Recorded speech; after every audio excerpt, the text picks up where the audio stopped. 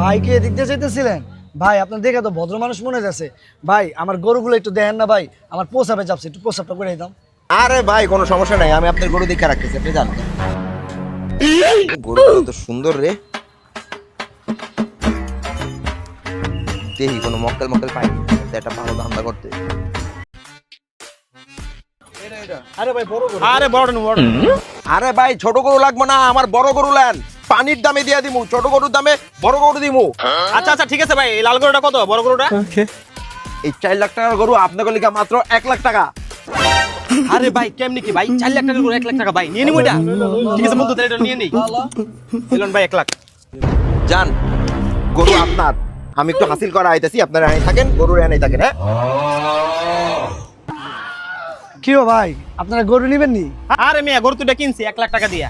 হইত মিয়া, জায়গা জায়গা কি স্বপ্ন দেখেননি মিয়া? আমার 5 লাখ টাকার গরু 1 লাখ টাকা কে বেচছে আপনার কাছে? আরে ভাই এখানে যে কালো শার্ট পরা একটা লোক দাঁড়ায় ছিল, যে গরুর মালিক, আমি তো ওনার কাছ থেকে কিনছি ভাই। তোমরা আমার বাল কিনছো, আমি তো মুততে গেছিলাম, ওরা দাঁড়া করে দিয়ে গেছিলাম, তোমাকে তো চুনা লাগাই দিয়ে গেছে 1 লাখ টাকা। আরে বেটা চুনা খেয়ে গেলাম, বেটা হুকনার উপরে উষ্টা খেয়ে গেলাম। সেই দান্দা হয়ে গেছে এবার কোরবানির।